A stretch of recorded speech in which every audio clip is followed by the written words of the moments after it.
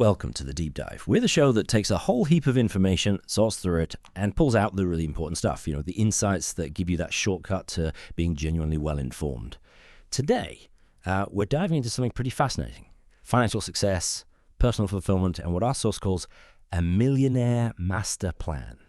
Yeah, all our insights for this one come from an audiobook transcript by a guy called Roger James Hamilton. And our goal here really is to pull out the absolute best bits from his journey. More than that, though, we want to help you figure out your own way, like your natural path to building wealth. And Roger's story, well, it starts somewhere pretty relatable, actually, a tough spot. So picture this. Roger James Hamilton. He's in his late 20s, living over in Singapore. He's got this big dream, right? Building a resort on some paradise island. But the reality, he's just swamped in debt. So one evening, he's walking home, kind of lost in thought, and he sees this commotion up ahead on his street. As his wife, Renata, she's crying, holding their little girl, who's only 1 year old. And then he spots it, a tow truck, lifting their car. Getting repossessed. Right there, in public. Neighbors watching. He said the humiliation, just seeing his money problems laid bare for everyone, was intense. A real wake-up call, you'd have to say. Oh, absolutely. A brutal moment. But, that pain really became the turning point. And the interesting thing is, he wasn't in that mess because he hadn't been trying. Quite the opposite, actually. He'd read, tons of books, success, leadership, wealth creation, you name it. But the more he read, the more mixed up he got. It felt like every book just contradicted the last one. Yeah, he describes that so well. Like one book says, climb the corporate ladder. The next one insists, nope, you can't get wealthy in a job, start your own business. Then it's follow your passion versus no, follow your purpose. Oh. Or be daring, take huge risks. Right next to be cautious, small steps are key. Invest in shares. No, wait, network marketing. Or maybe property. His head must have been spinning, just too much conflicting stuff. It's so easy to get lost in all that, isn't it? And this really highlights a crucial point. It wasn't that the advice itself was necessarily bad advice. The problem, as Roger figured out, was that it might be the wrong advice if you were at a different level or genius direction. Think about it like this. Information is the whole map, right? Every single road. But direction is how you specifically get from your A to your B. What you actually need is direction tailored just for you. Right, so after that whole car thing, something clicked. He had this quantum leap moment, he calls it. He realized he had to stop forcing himself into strategies that just didn't feel natural for him. And for the very first time, he actually created a personal earning plan. That became more important than his business plan. He started focusing on what played to his own strengths. And the change was, well, pretty incredible. Within just a month, he was cash flow positive again. 6 months later, sticking to this new plan, he had an extra $500 coming in each month, which he carefully put aside. And then, get this, within 2 years, his personal cash flow available for investing, it grew to over $10,000 a month. He actually became a multimillionaire before he hit 30, all because he shifted his focus and found his direction. Exactly. And that's where this Millionaire Master Plan idea comes in. It acts like a personal GPS. It's not just some generic map. It pinpoints where you are right now, clarifies where you're heading, shows you the best routes for you based on who you are, and gives you specific steps for your natural way forward. Okay, so if it's a GPS, what's the map look like? The core of his system is something called the Wealth Lighthouse. It's a really smart way to show why that generic advice often falls flat. He describes it like a 3D blueprint, 9 levels. Each one's a different stage of wealth. Starts at victim, then survivor, worker, player, performer, conductor, trustee, composer, and finally legend. The analogy he uses is climbing a mountain. What you need, your strategy, your gear changes drastically the higher you go, right? Base camp tactics won't work near the summit. Precisely. And crucially, before you even figure out which level you're on, you need to know which side of this lighthouse to even enter through. There are 4 sides. And these sides correspond to what Roger identifies as the 4 types of geniuses that create wealth. It's about finding your natural starting point. Yeah, and to really get a feel for this idea of natural genius, try something quick with us. Just wherever you are, fold your arms like you normally would, okay? Now, try folding them the other way with the opposite arm on top. Feels a bit weird, doesn't it? Maybe awkward, even difficult for some. It's unnatural because there's your way, the comfortable way. And that simple thing ties into a bigger point about life, doesn't it? We often beat ourselves up about things we're naturally not good at, our weaknesses, while completely taking our strengths, our natural talents, for granted. It's like that old saying about judging a fish by its ability to climb a tree. It'll spend his whole life thinking it's stupid. The real key is understanding what you're naturally good at, your genius, and leaning into that. So what are these 4 geniuses? Let's break them down.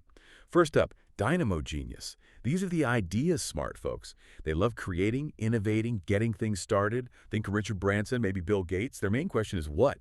What new idea? What new project? Then you've got Blaze genius. They're people smart. Love connecting, great with relationships, bringing people together. Like Oprah Winfrey or Bill Clinton, perhaps. Their focus is who. Who do we need to connect with? Who can help? Third is tempo genius. These are senses smart. They like to serve, they're grounded, good with timing, very hands-on. Think Warren Buffett with his patients, or maybe Mother Teresa, focused on service. Their question is when. When is the right time to act or wait? And finally, steel genius. Detail smart. They love the nitty-gritty, the systems, the calculations, making things efficient. Ray Kroc's building the McDonald's system, or Mark Zuckerberg focusing on the platform's detail. Their focus is how. How do we make this work flawlessly? How do we scale it? And here's the really critical insight. Each genius type has a way of operating that works best for them, a winning formula. But they also have a losing formula, ways of working that just don't suit them. And the absolute key point is this. Your winning formula is very likely someone else's losing formula. That's exactly why all that generic advice feels so contradictory. It's often designed for a completely different genius type, or maybe someone at a different level on that lighthouse. It just won't mesh with how you naturally operate. Which brings us right back to Roger's own struggle, doesn't it? He identifies as a dynamo genius, a natural creator, idea person. But he admits he was terrible at managing the detailed accounts, the meticulous stuff a steel genius thrives on. And that mismatch, that struggle against his own nature, directly fed into his financial problems, leading to that car repossession scene. It wasn't until he understood his own genius that he could actually see a path forward that felt natural and, well, actually worked for him. Roger tells this great story about what he calls a $1 million quantum leap, a real eye-opener for him. His friend Patrick just casually says one day, "Oh yeah, I'm going to get $1 million for this new startup I'm planning." Roger, meanwhile, is still just barely scraping by with his own business. He kind of dismisses Patrick, thinks it's impossible, maybe a bit naive. But then, less than 6 weeks later, Patrick shows up with a check for $1 million. And Patrick's strategy, it was pretty straightforward, actually. He found an investor first, figured out exactly what they were looking for, what their criteria were, and then he designed a business specifically to meet those criteria. Simple, in hindsight. Wow. And Roger's big takeaway from that was just massive. He realized he'd been digging frantically in a desert trying to conjure money out of thin air, when in reality there are like trillions of dollars constantly flowing around the globe like huge rivers. He just needed to use his dynamo genius, his creativity, to figure out how to tap into that existing flow instead of trying to force it. It's about finding the current, not creating it from scratch. So his solution, it was actually pretty counterintuitive for a dynamo. He decided he needed to find someone better than him at managing the business side. Yeah. He found Peter Watkins, who was a Blaze genius, great with people, and also a publishing industry veteran, about 10 years older. Roger used his dynamo strength to sell Peter on this big vision, this plan for raising capital. Meanwhile, Peter used his Blaze genius to handle the day-to-day, build relationships, manage the operations. That partnership totally freed up Roger's time and energy, and within just 3 months, he landed a $3 million commitment from an investment firm. That just shows the incredible power of finding people with complementary geniuses, doesn't it? And working with the market flow, not fighting against it. Roger basically went from trying to push water uphill, struggling against his nature, to just going with the current, effortlessly. And he mentions this applies just as much to personal relationships too, like with his wife Renata, who's a tempo genius. Learning to value their differences and support each other's flow was key. And to make sure this flow has direction, Roger really hammers home the need for a future vision and a clear flight path. He suggests this really cool exercise, hindsight and gratitude journaling. You basically write from 1 year in the future, as if you've already hit your goals. You start with something like, "I'm so grateful for this past year," describing what you achieved. And then you break that big vision down into smaller quarterly milestones. That creates your actual flight path, the steps to get there. Okay, let's look at the first part of that wealth lighthouse then. It's called the foundation prism. This is all about getting your own house in order, mastering the flow in your personal life first. So lowest level, infrared, victim, that's where Roger was when the car got towed. The feeling is, every month I just go deeper and deeper into debt. The absolute #1 goal here is starkly simple. Get yourself into positive territory by any means necessary. Just stop the bleeding. Next up is red, survivor. Here the feeling is, okay, I have just enough money to survive. You're making ends meet, but barely. The goal at red is to obtain positive cash flow and find a rhythm that brings daily fulfillment. Get stable. find some breathing room. And then there's orange, worker. This is where you think, I work hard to earn my living. You're employed, maybe doing okay. But the aim here is to turn that hard work into a higher income, to start moving beyond just chasing the next paycheck. Your income is still tied directly to your own efforts. Right. And what's really fascinating is how the winning strategy for one level can actually be the losing strategy for the next. Roger uses this great analogy of leaky pipes. He says you could suddenly get $1 million, but if your personal financial plumbing is full of leaks, like bad habits, debt, no budget, you'll lose that million just as fast as it came in. He realized that's what he was doing back in infrared, trying to aim for the big business stuff higher up the lighthouse, while his foundations were crumbling. Fixing the leaks had to come first.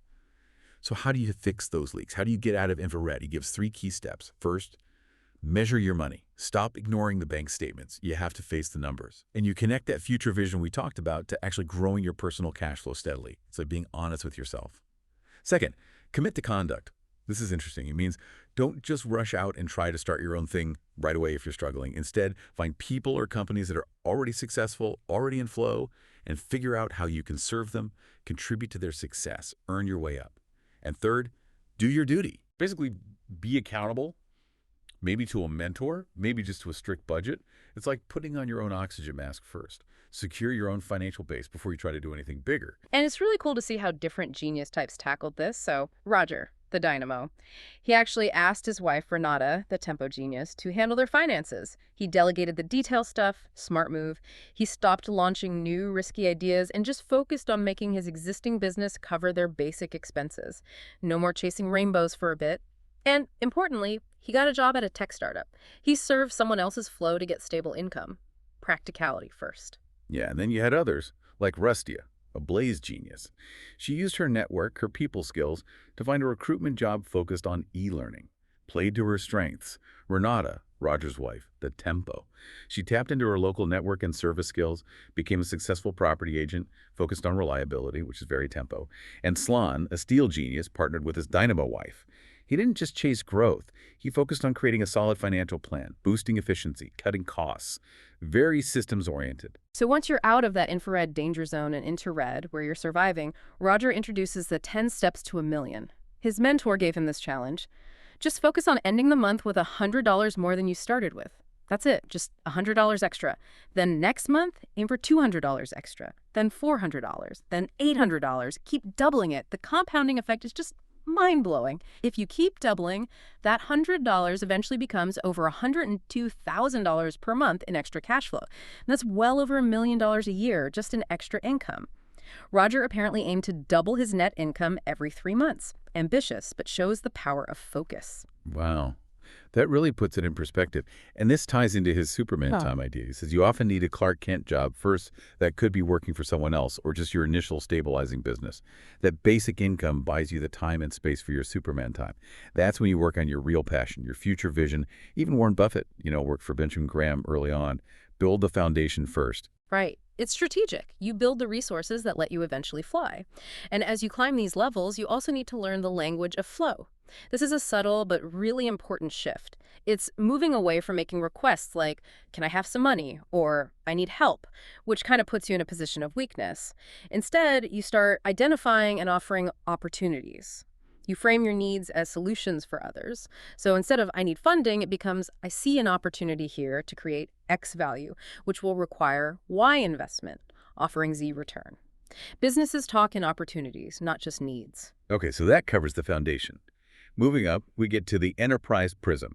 This is about mastering flow in the wider market, not just personal finances. Exactly. So we start again at orange worker, where you're still trading your time for money dependent on others. Then comes yellow player. Now you're self-employed, creating your own flow, but the business still heavily relies on you. Roger calls this the octopus effect.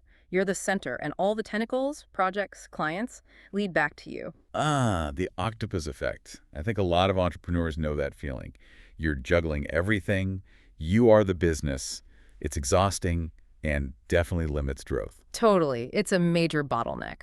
So moving beyond yellow means reaching green. Performer.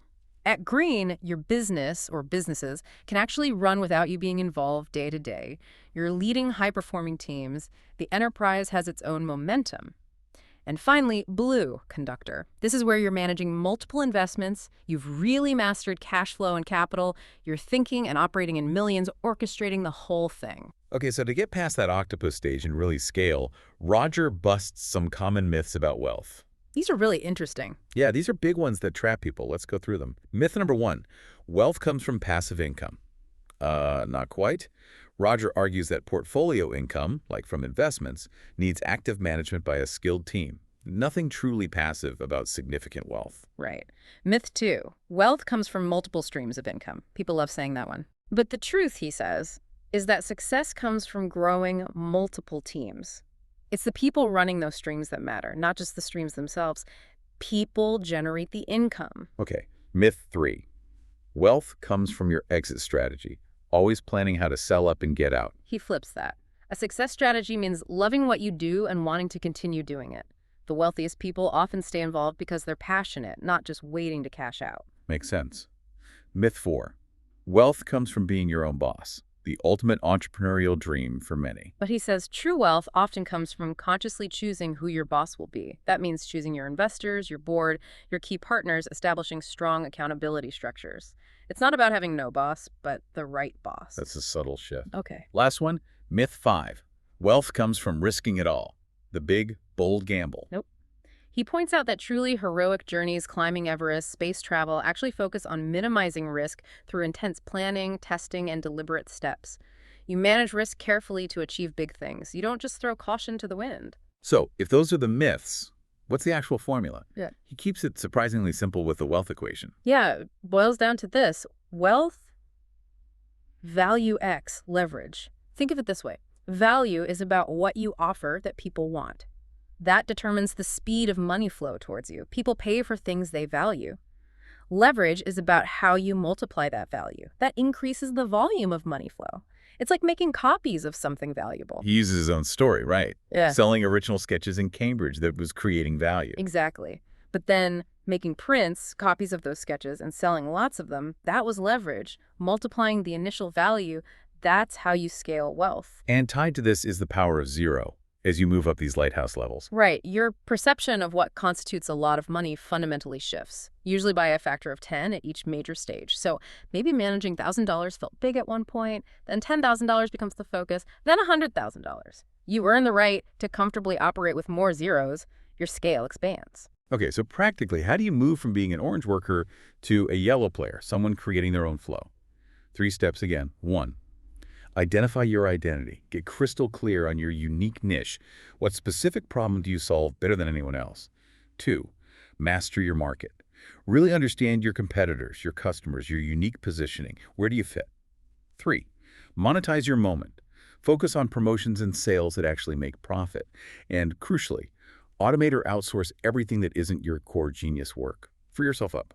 And you see different geniuses doing this differently, like Hattie, the steel genius with her all-women plumbing company, Stopcock, super clear identity, niche market mastery. Or Bo, the blaze genius, focusing on her market through her Institute for Women, leveraging connections and community. It's about finding your unique angle. It really marks that shift, doesn't it? From orange, being maybe a spectator or just doing your job, to yellow, where you're in the game, on the field. You've chosen your position. And now it's about effective giving, too. Passing the ball, sharing opportunities with others to win together, not just trying to score all by yourself. Team play starts here. Definitely. So the next jump, from yellow, the octopus, to green, the performer, where the business runs without you. 3 more steps. 1, establish your enterprise. Give your business its own identity, separate from you. Empower leaders within it. Let it stand on its own feet. 2, refine your rhythm. Move away from constant improvisation. Set up clear processes, schedules, and a predictable operational cadence for the team. 3, synchronize your steps. Start planning further ahead. Coordinate your team's actions with market trends, seasonality, predictable cycles. Be proactive, not reactive. Yeah, like the example of Matt Ryan, the Dynamo physio. He built Body Elite Management by empowering his team leaders and setting up those rhythms so he didn't have to be there constantly. That let it scale. And to really operate at these green and blue levels, you need sophisticated financial understanding. Roger talks about triangulation. This means looking at 3 key financial statements together. Your cash flow shows money actually received and paid promises kept. Your profit and loss shows revenue earned and expenses incurred, promises delivered. And your balance sheet shows assets and liabilities promises made for the future. Understanding how these three interrelate gives you that complete picture needed to steer a larger enterprise. Got it. So the final step in this prism, moving from green to blue, becoming that conductor of multiple ventures, 3 more steps. 1. Anchor your authority. Become a recognized, trusted leader or influencer in your space. Your reputation starts attracting resources and opportunities to you. 2. Perfect your processes. Create robust systems, not just for operations, but for monitoring trends, managing investments, allowing you to oversee effectively from a higher level. 3. Build your balance. Your main focus shifts to the balance sheet, managing assets and liabilities strategically across your entire portfolio to ensure stability and growth. A fantastic example here is Michael Bronstein, Roger's first millionaire mentor. He was a tempo genius who owned multiple apartment buildings. He had this incredible insight. Raising the rent by, say, $100 per apartment didn't just add a bit to his profit. He knew the bank would revalue the entire property based on that increased income stream, often adding 10 times that annual increase to the property's value on his balance sheet. That created massive equity, which he could then leverage to buy more properties. He perfected his process, built his balance. He even ended up buying out his main competitor. That's blue-level conductor thinking. Wow. That's playing a different game entirely. So, okay, we've climbed pretty high. What about the very top, the alchemy prism? Right, the final 3 levels, trustee, composer, and legend. Roger is quite clear that very few people reach these heights, and he himself is still on that part of the journey. The essence here isn't just about managing wealth, it's about fundamentally shaping the environment, maybe even making the rules of the game others play by. It's about legacy. Legacy. So how does that connect back to the geniuses? It becomes the ultimate expression of your genius. Dynamo geniuses, like Thomas Edison, leave their legacy in their creations, the innovations that change the world. Blaze geniuses, like Martin Luther King Jr., leave their legacy in their message, the movements they inspire. Tempo geniuses, think Nelson Mandela, leave their legacy in their actions, their service, their steadfastness. And steel geniuses, like Andrew Carnegie perhaps, leave their legacy in their thinking, the systems and structures they build that endure. They've moved beyond personal wealth to impacting society on a massive scale through their natural strengths. That's pretty profound. And it's inspiring to think these legendary figures aren't some different species. They're just further along the same path we're all potentially on. They just mastered their genius and scaled it. Absolutely. So how do you actively put yourself on that path? How do you create your own luck, as they say? Roger uses the acronym LUCKL is for location. You have to show up where the action is, where the resources and influencers are, be physically or virtually present in the right places, go to the flow. U is for understanding. Develop the insight to see opportunities others miss, to spot the gaps in the market. It's about sharp observation and analysis. C is for connections. Actively build genuine relationships. And just as importantly, share opportunities with your network. It's reciprocal. And K is for knowledge.